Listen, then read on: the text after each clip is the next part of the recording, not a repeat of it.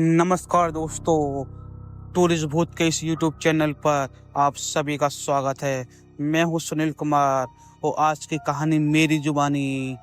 आज आप सबके लिए बहुत ही ज़्यादा खौफनाक, सस्पेंस और डर से भरी कहानी लेकर आया हूं, वो भी महाराष्ट्र के हॉन्टेड पैलेस के बारे में। कहानी बहुत डरावनी है, इसलिए आप लोग वीडियो को अंत तक ज़रूर देखें और अपने दोस्तों के साथ शेयर जरूर करें। तो चलिए किसी बिना समय बर्बाद किए कहानी की शुरुआत करता हूँ। मैं अंश हूँ, पैसे से पत्रकार और शौक से अपना काम करने वाला आदमी। पहले मुझे महाराष्ट्र के एक पुराने गांव के मंदिर के बारे में जानकारी मिली। लोग कहते हैं कि वहाँ अजीब घटनाएं होती है। मुझे पूरी तरीके से परखने का मन हुआ।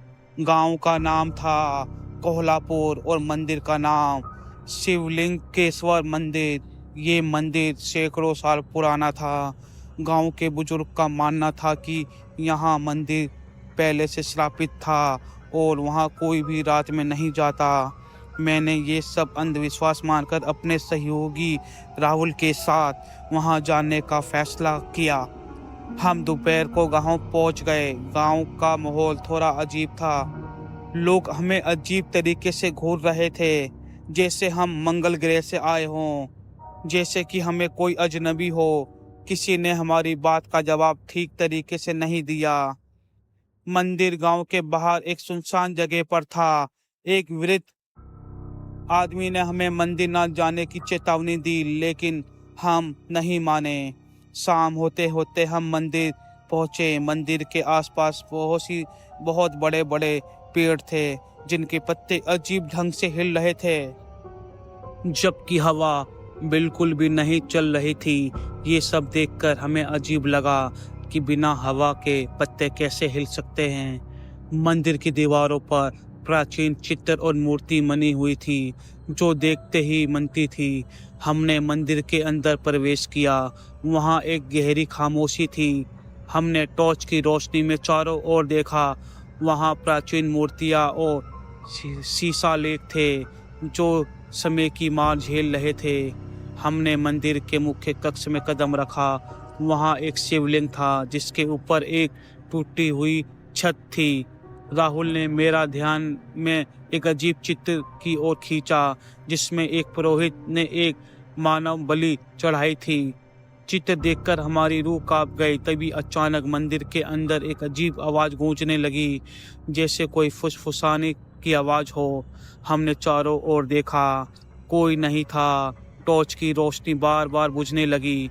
हम समझ नहीं पा रहे थे कि ये क्या हो रहा है। राहुल ने तभी मुझे मंदिर के एक कोने में कुछ चमकती चीज की ओर इशारा किया। हमने उसके पास जाकर देखा तो वहाँ एक प्राचीन माला थी, जिसमें मानव की हड्डी से यह माला बनी हुई थी। यह दृश्य देखकर हमारी हालत खराब हो गई। तभी हमारे पीछे किसी के कदमों की आहट सुनाई दी। हम मुड़े तो कोई नहीं था। अचानक मंदिर के दरवाजे बंद हो गए, वो भी अपने आप, और हम अंदर ही रह गए। हमने निकलने की कोशिश की, दरवाज़ा खोलने की कोशिश की, लेकिन दरवाज़ा बंद था, खुल ही नहीं रहा था। तभी राहुल ने मुझसे कहा, उसने देखा कि एक और छाया हमारे पास आ रही थी। मैंने भी टॉर्च की रोशनी में उस दिशा में डाली, लेकिन कुछ नहीं दिखा। हमें चारों ओर अजीब आवाज़ें गूंजने लगी। ऐसा लग रहा था जैसे बहुत सारे लोग हमें देख रहे हों। तभी हमारे सामने एक बूढ़ा आदमी, या कहे कि वो पुरोहित, प्रकट हुआ, जो बहुत डरावना था। उसकी आंखें लाल थी और उसने हमें घूरते हुए कहा, तुम्हें यहाँ नहीं आना चाहिए। हम डर से कांप रहे थे। पुरोहित ने हमें बताया कि ये मंदिर श्रापित है और यहाँ जो भी आता है उसकी आत्मा यहीं कैद होकर रह जाती है। हम दोनों ने हाथ जोड़कर उनसे माफ़ी मांगी और यहाँ से निकलने का रास्ता पूछा। पुरोहित ने हमें एक गुप्त दरवाजे का इशारा किया। वहाँ हम पहुँचे और देखा कि दरवाज़ा खोलने का कोई तरीका नहीं था। तभी राहुल ने मुझे एक अजीब सी तंत्र मंत्र की भाषा में कुछ कहा और दरवाज़ा खुल गया। हम तेजी से बाहर निकले और मंदिर से दूर भागने लगे। बाहर आकर हमने देखा कि मंदिर के चारों ओर की पेड़ की पत्तियां अजीब ढंग से हिल रही थी। हमने गांव वापस जाने का रास्ता पकड़ लिया। गांव पहुंचते पहुंचते रात हो चुकी थी। हम दोनों बहुत डर चुके थे। हमने गांव के बुजुर्ग को सब कुछ बताया। उन्हें भी हमें बताया कि इस मंदिर में कभी एक निर्दोष बच्चे की बलि चढ़ाई गई थी, जिसके बाद से ये मंदिर श्रापित हो गया। हमने दूसरे दिन गांव को छोड़ दिया।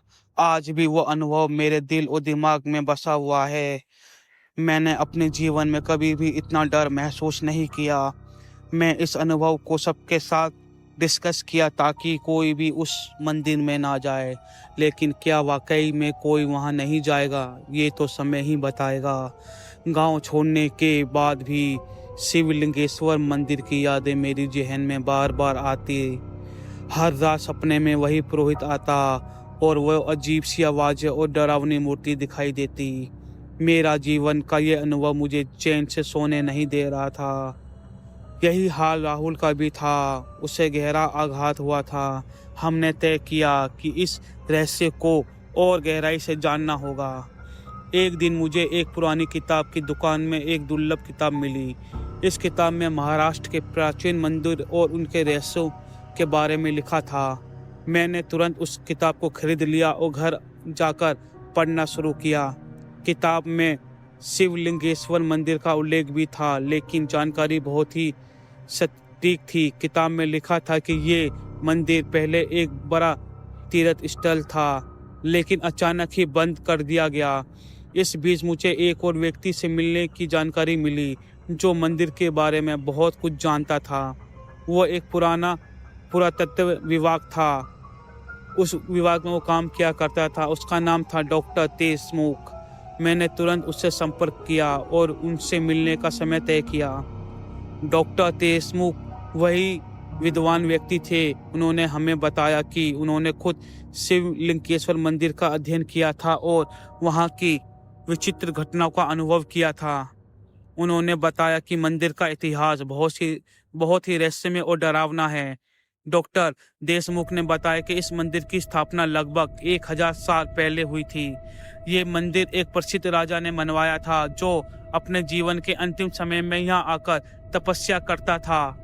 लोगों का मानना था कि राजा ने किसी शापित तांत्रिक से अपनी आत्मा को बचाने के लिए यहाँ पर मानव की बलि चढ़ाई थी। इसी बलि के कारण ये मंदिर श्रापित हो गया। और उन्होंने आगे कहा, मुझे भी बहुत अजीब घटना का सामना करना पड़ा। मैंने भी बहुत अजीब सी चीज़ें महसूस की है। एक बार मैं वहाँ रात में गया और मैंने वही आवाज़ें सुनी। मैंने मंदिर के अंदर कुछ अजीब छवि भी देखी थी, लेकिन मैं ज़्यादा देर वहाँ रुक ना पाया। डॉक्टर देशमुख की बातों ने मेरी जिज्ञासा को और बढ़ा दिया। मैं और राहुल ने तय किया, हम दोनों ने एक बार फिर से जाने का फैसला किया, लेकिन इस बार हम पूरी तैयारी के साथ जाएंगे। हमने कई तरह के उपकरण और सुरक्षा सामान खरीदे ताकि हमें किसी भी परिस्थिति का सामना कर सके। हमारे दूसरे द्वार के लिए हमने एक तारीख तय की और इस बार हम रात में नहीं बल्कि दिन में मंदिर पहुंचे। गांव में अब भी वही डरावना माहौल था। लोग हमें दूर देखते ही भाग जाते। हमने गांव के एक बुजुर्ग से बात करने की कोशिश की, लेकिन फिर उन्होंने चेतावनी देते हुए कहा, तुम्हें वहां नहीं जाना चाहिए, वो शैतान की ताकत वहां बसी है। हमने उनकी बातों को नज़रअंदाज किया और मंदिर की ओर बढ़े। इस बार हम अपने साथ कुछ अधिक उपकरण और कैमरे भी साथ लाए थे ताकि हम सब कुछ रिकॉर्ड कर सके। मंदिर के अंदर प्रवेश करते ही हमें एक बार फिर वही अजीब सा सन्नाटा महसूस हुआ। हमने चारों ओर देखा। मंदिर के अंदर हर चीज़ वैसी ही थी जैसे पहले। राहुल ने अपने उपकरण निकाले और चारों ओर स्कैन करना शुरू किया। हम दोनों ने मंदिर के अलग अलग हिस्सों की जांच की। तभी राहुल ने एक बहुत ही अजीब चीज़ देखी। मंदिर के एक कोने में एक गुप्त दरवाज़ा था जो पहले नहीं था और हमने भी नहीं देखा था। हमने दरवाज़ा खोलकर उसके अंदर प्रवेश किया। वो एक सरकरी सुरंग थी, बहुत जंगल सुरंग थी जो नीचे की ओर जा रही थी। हम दोनों ने सुरंग में उतरने का निर्णय लिया। सुरंग के अंदर बहुत अंधेरा था और एक अजीब सी गंध आ रही थी। हमने टॉर्च की रोशनी में धीरे धीरे आगे बढ़ने का फैसला किया। हम धीरे धीरे आगे बढ़ रहे थे। सुरंग के अंदर हमने कई अजीबोगरीब चित्र और प्रतीक देखे। ऐसा लग रहा था कि ये सुरंग हमें किसी और दुनिया में ले जा रही हो। धीरे धीरे हम सुरंग के अंत तक पहुंचे। वहां एक बड़ा कमरा था जिसमें बहुत सारी प्राचीन मूर्ति और शिलालेख थे। हमारी टॉर्च की बैटरी खत्म हो गई और चारों ओर गुप्त अंधेरा छा गया। हमारे पास एकमात्र रोशनी का साधन मोबाइल फोन ही बचा था। हमने उसे चालू किया और कैमरे की जांच शुरू की। तभी अचानक हमें पीछे से किसी के आने की आहट सुनाई दी। हमने मुड़कर देखा लेकिन वहां कोई नहीं था। तभी हमारे सामने वही पुरोहित प्रकट हुआ जिसने हमें पहली बार मंदिर में देखा था। उसकी आंखें अब भी लाल थी और वो वहीं घूरते हुए बोला, तुम्हारी आत्माएं अब हमारे कैद में हैं। हम डर के मारे कांपने लगे। पुरोहित ने हमें बताया कि ये सुरंग किसी और दुनिया में जाती है जहां शैतानी आत्माएं बसती है। उसने हमें चेतावनी दी कि अगर हमने यहाँ से नहीं गए तो हमारी आत्मा भी यहीं फंसी रह जाएगी। हमने तुरंत वहां से निकलने का फैसला किया लेकिन सुरंग का रास्ता अब पहले जैसा नहीं था। ऐसा लग रहा था कि जिसने रास्ता बदल दिया हो। हमने कई बार प्रयास किया लेकिन हर बार हम उसी कमरे में वापस आ जाते। तभी राहुल ने मेरे कान में धीरे से कहा, शायद हमने उस शिलालेख को पढ़ना चाहिए। मैंने सहमति जताई और हमने उन शिलालेखों को पढ़ने की कोशिश की। शिलालेखों में प्राचीन संस्कृत भाषा में कुछ लिखा था। राहुल ने अपनी पढ़ाई के दौरान कुछ संस्कृत सीखी थी, इसलिए उसने शिलालेखों को पढ़ने की कोशिश की। शिलालेखों में लिखा था, जो भी इस सुरंग में प्रवेश करता है वह आत्माओं की दुनिया में पहुंच जाता है। यहाँ से निकलने का एकमात्र तरीका यह है कि तुम अपने भय का सामना करो और सच्चाई को स्वीकार करो। हमने इन शब्दों को समझने की कोशिश की। तभी हमें पुरोहित की आवाज़ सुनाई दी, तुम्हें अपने भीतर के डर का सामना खुद करना होगा, तभी तुम यहाँ से बाहर जा पाओगे। हमने ध्यान दिया कि हमने हमारे डर का सामना करना है। मैंने अपनी सारी हिम्मत जुटाई और पुरोहित से पूछा, हम कैसे अपने डर का सामना कर सकते हैं। पुरोहित ने कहा, तुम्हें अपने जीवन के सबसे बड़े डर का सामना करना होगा। मैंने सोचा कि मेरा सबसे बड़ा डर क्या है। मैंने महसूस किया कि मेरा सबसे बड़ा डर यही है कि मैं यहाँ फंस जाऊँगा और कभी बाहर नहीं निकल पाऊँगा। मैंने अपनी आंखें बंद की और अपने डर के सामना करने की कोशिश की। तभी मुझे अचानक एक तेज रोशनी का एहसास हुआ। मैंने आंख खोली और देखा कि सुरंग का रास्ता खुल चुका था। हम दोनों तेजी से उस रास्ते की ओर भागे और सुरंग से बाहर निकल गए। बाहर आते ही हमें ऐसा लगा जैसे हमारी आत्मा फिर से स्वतंत्र हो गई। हमने बिना किसी देरी के गांव छोड़ दिया और सीधे शहर वापस आ गए। हमारे इस अनुभव ने हमें जीवन भर के लिए बदल दिया। हमने अपनी कहानी सभी को बताई लेकिन किसी ने हमारी बातों पर यकीन नहीं किया। हम जानते थे कि हमने क्या देखा और क्या महसूस किया है। शिवलिंगेश्वर मंदिर का रहस्य अब भी अनसुलझा है, लेकिन हमने तय किया अब वहां कभी वापस नहीं जाएंगे। कई साल बीत गए। मैं और राहुल ने इस घटना के बाद से अपने जीवन को मनाने की कोशिश की, लेकिन उन घटनाओं की यादें हमें कभी चैन से नहीं रहने देती। हमने अपनी खोजबीन की नौकरी छोड़ दी और अलग अलग शहरों में बस गए।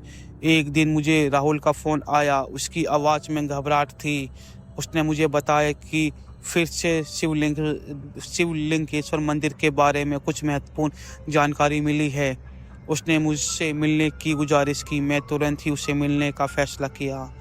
हम दोनों एक कैफ़े में मिले। राहुल ने मुझे एक पुरानी डायरी दिखाई जो उससे किसी रहस्यमय व्यक्ति ने दी थी। इस डायरी में मंदिर के इतिहास और उसके रहस्यों के बारे में विस्तार से लिखा था। मैंने डायरी पढ़नी शुरू की। डायरी में लिखा था कि मंदिर का निर्माण एक महान तांत्रिक ने किया था, जिसने अपनी आत्माओं को अमर बनाने के लिए यहाँ पर मानव की बलि दी थी। ये तांत्रिक अपनी आत्मा को शिवलिंग में बंद करना चाहता था ताकि वो हमेशा के लिए जीवित रह सके, लेकिन उसके द्वारा किए गए तांत्रिक क्रियाओं के कारण मंदिर श्रापित हो गया और वो शैतानी आत्मा बसने लगी। डायरी में ये भी लिखा था कि तांत्रिक ने एक विशेष मंत्र बनाया था जिसे यदि सही ढंग से उच्चारण किया जाए तो श्राप को समाप्त किया जा सकता है और मंदिर की शांति बहाल हो सकती है। इस मंत्र को उच्चारण करने के लिए एक विशेष अनुष्ठान करना पड़ता है जिसे केवल कुछ गिने चुने लोग ही जानते थे। राहुल ने मुझसे कहा कि हमें एक बार फिर से वहां जाना होगा और इस मंत्र का प्रयोग करना होगा। अगर हम ऐसा कर पाए तो शायद हम इस शराब को समाप्त कर सकते हैं। मैंने तो पहले मना कर दिया, साफ मना कर दिया, लेकिन राहुल की दृष्टा और आत्मविश्वास ने मुझे प्रभावित किया। राहुल ने मुझे मना लिया और मैं मान गया। हम एक बार फिर से उस मंदिर में जाएंगे, लेकिन इस बार हम पूरी तैयारी के साथ जाएंगे। हमने डायरी में लिखे हुए सभी निर्देशों का पालन करते हुए अपनी योजना बनाई। हमने एक विशेष तांत्रिक पंडित जी से संपर्क किया जो इस प्रकार के अनुष्ठान में महारत हासिल थी। उन्हें पंडित जी ने हमें समझाया कि ये अनुष्ठान बहुत ही खतरनाक है और इसके लिए हमें पूरी तैयारी करनी होगी। उन्होंने हमें विशेष सामग्री और मंत्र की सूची दी जो हमें साथ ले जानी थी। हमने सब कुछ तैयार कर लिया। तब ते दिन हमने एक दिन चुना और उस दिन हम गांव पहुंच गए। गांव का माहौल अब भी वैसा का वैसा डरावना लग रहा था। वहां के लोग हमें देखते ही घबरा जाते। हमने पंडित जी को अपनी योजना समझाई और मंदिर की ओर बढ़े। हम दिन में ही मंदिर पहुंचे और सीधे उस गुप्त दरवाजे की ओर बढ़े। हमने पहला दरवाज़ा खोजा था। हमने जो पहले दिन खोजा था सुराग, हम उसमें प्रवेश करते हैं। हमें वहीं अजीब सी गंध और चित्र दिखे। हमने पंडित जी की सहायता से अनुष्ठान शुरू किया। अनुष्ठान के दौरान हमें कई तरह की अजीब घटनाओं का सामना करना पड़ा। अचानक ही हमारे चारों ओर अजीब आवाज़ें गूंजने लगी और हमें ऐसा महसूस हुआ जैसे कोई हमें देख रहा हो। पंडित जी ने हमें हिम्मत दिलाई और अनुष्ठान जारी रखा। तभी अचानक मंदिर के मुख्य द्वार कक्ष में तेज रोशनी फैल गई। हमने देखा कि पुरोहित फिर से प्रकट हुआ, लेकिन इस बार उसकी आंखों में दर्द और यातना थी। उसने हमसे कहा, तुम लोग यहाँ से चले जाओ, ये अनुष्ठान बहुत खतरनाक है। लेकिन पंडित जी ने हमें समझाया कि हमें डरने की जरूरत नहीं है और अनुष्ठान जारी रखना चाहिए। हमने अपनी हिम्मत जुटाई और मंत्रों का उच्चारण करते रहे। धीरे धीरे मंदिर के अंदर की आवाज़ें कम होने लगी और हमें एक महसूस हुआ जैसे कोई भारी बोझ हमसे उतर गया हो। अंततः अनुष्ठान समाप्त हुआ और मंदिर के अंदर एक अजीब सी शांति छा गई। पुरोहित की आत्मा ने हमें धन्यवाद दिया और कहा, तुम्हारे साहस और विश्वास ने इस श्राप को समाप्त कर दिया है। ये मंदिर फिर से शांति और पवित्र हो चुका है। हमने राहत की सांस ली। मंदिर से बाहर निकले और बाहर आकर हमने देखा कि गांव का माहौल भी बदल गया था। लोगों के चेहरे पर खुशी और राहत के भाव थे। हमने गांव के बुजुर्ग को सब कुछ बताया और उन्होंने हमें धन्यवाद, हमारा आदर सत्कार किया। फिर हमने गांव को अलविदा कहा और शहर वापस लौट आए। हमारे इस साहस अभियान ने हमारे जीवन भर की शांति और संतोष को प्रदान किया। हमने अपनी कहानी सभी को बताई और लोगों ने हमारी बातों पर यकीन भी किया। इस अनुभव ने हमें सिखाया कि अगर हमारे पास साहस, विश्वास हो तो किसी भी डरावनी परिस्थिति का सामना हम कर सकते हैं और उसे पराजित कर सकते हैं। शिवलिंगेश्वर मंदिर का रहस्य अब रहस्य नहीं था, लेकिन हमने एक नए अध्याय की शुरुआत कर दी थी। शहर लौटने के बाद हमारी जिंदगी काफ़ी बदल गई। हमने मीडिया में अपनी कहानी को सार्वजनिक कर दिया और ये खबर रातों रात फैल गई। लोग हमारे साहस और संघर्ष की सराहना करने लगे, लेकिन इसके साथ ही कुछ लोग हमारी कहानी पर संदेह भी करने लगे। हमें इसके लिए तैयार रहना पड़ा। राहुल और मैं एक दिन ऑफिस में बैठकर हमारी अगली योजना पर चर्चा कर रहे थे। तभी मुझे एक अनजान नंबर से कॉल आया। कॉल पर एक महिला थी जिसने खुद को अर्चना बताया। उसने कहा कि उसने हमारी कहानी सुनी है और उसके पास हमारे लिए महत्वपूर्ण जानकारी है। उसने आग्रह किया कि हम उससे मिले। मैंने राहुल को ये बात बताई और हम दोनों अर्चना से मिलने का निर्णय लिया। अगले दिन हम एक कैफे में मिले। पहले से समय तय था। अर्चना एक बहुत ही रहस्यमय महिला थी। उसकी आंखों में एक अजीब सी चमक थी और वो बहुत ही आत्मविश्वास से भरी हुई लग रही थी। अर्चना ने बताया कि वो एक इतिहासकार और आध्यात्मिक खोज करता है। उसने हमारे अनुभव को ध्यान से सुना है और कहा है कि शिवलिंगेश्वर मंदिर की कहानी अब तक पूरी नहीं हुई है। उसने बताया कि मंदिर में एक और गुप्त कमरा है जिसमें उसे तांत्रिक की आत्मा की असली शक्ति छुपी हुई है। उसने कहा अपने श्राप को खत्म कर दिया, लेकिन तांत्रिक की आत्मा अब भी मुक्त नहीं हुई है। यदि वो आत्मा मुक्त हो गई तो वो दुनिया में बहुत अधिक तबाही मचा सकती है। हमें उसे रोकना होगा। हमने उसकी बातों को गंभीरता से सुना। अर्चना ने हमें बताया कि हमें एक बार फिर से मंदिर जाना होगा, लेकिन इस बार हमें अधिक तैयारी के साथ जाना होगा। उसने हमें कुछ विशेष उपकरण और मंत्र दिए जो हमें उस आत्मा को मुक्त करने में मदद करेंगे। हमने अगले दिन अपनी यात्रा की योजना बनाई। अर्चना भी अब हमारे साथ चलने को तैयार थी। हमने सभी जरूरी सामान उपकरण को इकट्ठा किया और एक बार फिर से उस गांव की ओर रवाना हुए। गांव में पहुंचते ही हमें फिर से वही डरावनी माहौल का एहसास हुआ। सब गांव वाले डरे हुए थे, लेकिन इस बार हमारे पास अर्चना का समर्थन और उसकी जानकारी थी। हमने मंदिर के अंदर प्रवेश किया और अर्चना के निर्देश का पालन करते हुए उस गुप्त कमरे की खोजबीन शुरू की। हमने पहले से सुरंग में प्रवेश किया और अर्चना ने हमें कुछ विशेष निशान देखने के लिए कहा जो हमें उस गुप्त कमरे तक ले जाएंगे। हमने ध्यान से सुरंग की दीवारों को देखा और उन पर एक विशेष प्रतीक चिन्ह पाए। हमने उन प्रतीक का अनुसरण किया और धीरे धीरे हमें सुरंग का एक और गुप्त द्वार मिल गया। अर्चना ने हमें बताया कि हमें इस द्वार के अंदर जाना होगा, लेकिन हमें बहुत सतर्क रहना होगा क्योंकि वो तांत्रिक की आत्मा की शक्ति बहुत अधिक थी। हमने द्वार खोला और अंदर प्रवेश किया। वहाँ का माहौल बहुत ही ज़्यादा भयानक था। दीवारों पर अजीबोगरीब चित्र और मूर्ति बनी हुई थी। कमरों के बीचों बीच एक बड़ा शिवलिंग था जिसके चारों ओर तांत्रिक की आत्मा की शक्ति का प्रतीक एक मंत्र लिखा हुआ था। अर्चना ने हमें उस मंत्र को पढ़ने का निर्देश दिया। हमने मंत्र का उच्चारण शुरू किया और तभी कमरे के अंदर तेज हवा चलने लगी। ऐसा लग रहा था जैसे कोई अदृश्य शक्ति हमारे चारों ओर घूम रही हो। हमने हिम्मत जुटाई, हार नहीं मानी और मंत्र का उच्चारण करना चालू रखा। हम मंत्र का उच्चारण करते रहे। तभी कमरे के बीचों बीच एक तेज रोशनी चमकी और हमें तांत्रिक की आत्मा की छवि दिखाई दी। उसकी आंखें क्रोध से जल रही थी और वह हमें धमका रहा था, लेकिन हमने अपना उच्चारण बंद नहीं किया, जारी रखा। अर्चना ने हमें निर्देश दिए थे, हमें किसी भी हालत में मंत्र का उच्चारण बंद नहीं करना है। धीरे धीरे आत्मा की शक्ति कमजोर पड़ने लगी। अर्चना ने एक विशेष तंत्र मंत्र का प्रयोग किया और शिवलिंग के चारों ओर एक पवित्र रेखा खींच डाली। अचानक ही आत्मा की छवि धुंधली पड़ने लगी और वो गायब हो गई। कमरे में एक अजीब सी शांति छा गई और हमें ऐसा महसूस हुआ जैसे एक बहुत बड़ा बोझ हमारे सिर से उतर गया हो। अर्चना ने हमें बताया कि वो तांत्रिक की आत्मा हमेशा के लिए बंद कर दिया है। अब वो भी कभी किसी को नुकसान नहीं पहुंचा पाएगी। हमने राहत की सांस ली और मंदिर से बाहर निकले। बाहर आकर हमने देखा कि गांव का माहौल बिल्कुल बदल गया था।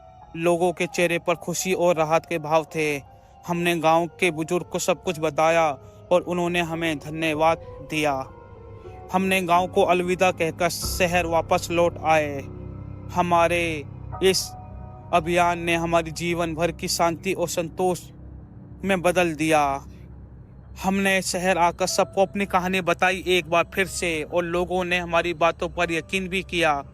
इस अनुभव ने हमें सिखाया कि हमारे पास साहस और विश्वास हो तो किसी भी डरावनी स्थिति का सामना हम कर सकते हैं।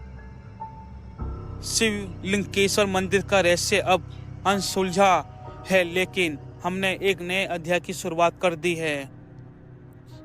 शिवलिंगेश्वर मंदिर का रहस्य अब रहस्य नहीं था, क्योंकि सब कुछ सामान्य हो चुका था। अब वो शराब मुक्त मंदिर बन चुका था। अब गांव के लोग उस मंदिर में रोज दर्शन करने के लिए आने लगे। दूर दूर से भी लोग अब आने लगे। ये देखकर हमें बहुत अच्छा लगा। तो आज की वीडियो यहीं समाप्त होती है।